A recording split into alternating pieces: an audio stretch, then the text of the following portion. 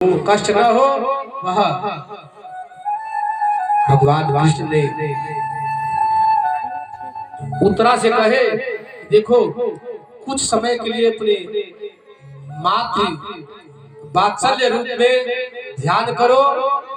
और कृष्ण ने सूक्ष्म रूप में उसके उदर में प्रवेश कर गए और एक रूप में सबके सामने खड़े हैं, चतुर्भुज धारण किए और गदा को इतना तेज नचाए कि सुदर्शन चक्र के समान वह गदा प्रतीत होता था कि सुदर्शन चक्र नाच रहा है। और भगवान कृष्ण उत्तरा से पूछ रहे हैं कि पुत्री बताओ अब कोई दिक्कत नहीं न है। उत्तरा कही कि नहीं, अब कोई दिक्कत नहीं है। गर्भ में देखिए वो वही एक ऐसा बालक है कि जन्म लेने से पहले भगवान का दर्शन किया था। और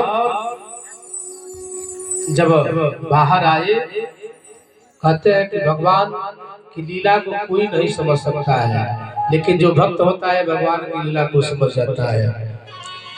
सभी लोग भगवान बहुत चालाकी करते हैं, लेकिन भक्त भी भगवान की चालाकी को समझ जाता है। कुंती सारी दृश्य को देख रही थी।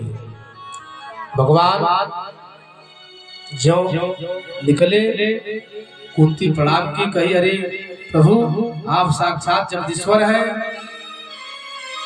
आप अवतरित होकर के सबकी रक्षा कर रहे हैं। भगवान कृष्ण ने कहा, अरे बुआ मैं आपके भाई छोटे भाई का पुत्र हूँ, वसुदेव का पुत्र हूँ। आप हमें भगवान क्यों बना रही है, जगदीश्वर क्यों बना रही है, नारायण क्यों बना रही है। कुंती ने कहा, अरे तुम किसी के भतीजा नहीं हो, किसी के तुम पुत्र नहीं हो, तुम सबके बाबा हो, सबके तुम पर बाबा हो, इसलिए यहाँ तुम संबंध जोड़ रहे हो।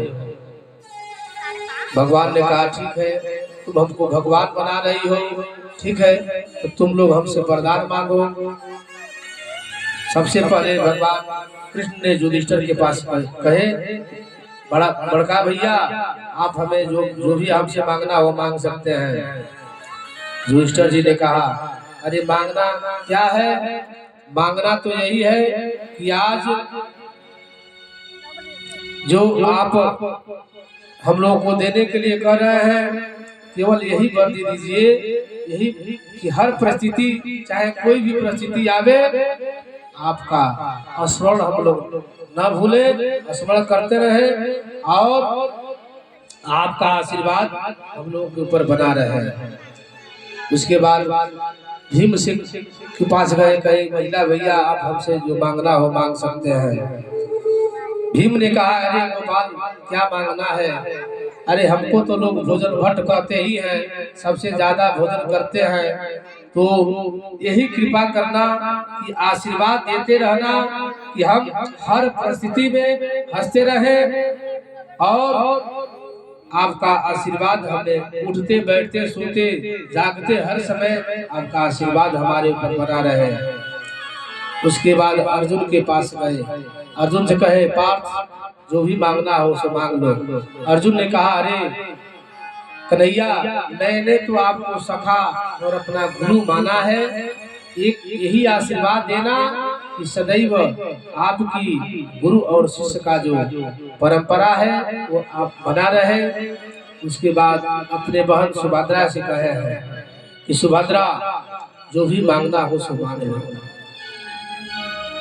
सुभद्रा ने कही कि कन्हैया अगर देना ही चाहते हो तो अपने पैरों में स्थान दो, जैसे जो हंस होता है, हंस रूपी आपका पैर पिजड़ा, उस पिजड़ा में सदैव समाहित रहे, यही कृपा हमारे पर बरसा करना, क्योंकि अंत समय में आदमी बोल नहीं पाता है, कंठ अवरुद्ध हो जाता है, इसलिए हर परिस्थिति में आपके चरणों में मेरा वास हो।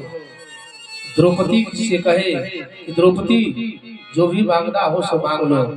द्रौपदी ने कहा, अरे हमेशा सखा और सखी का संबंध रहा है, तो यही रखना कि और सखा और सखी का संबंध सदैव बना रहे।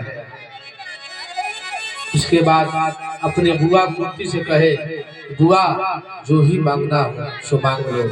भगवान कृष्ण ने कहा, ठीक है, जो भी मांगना हो मांग लो।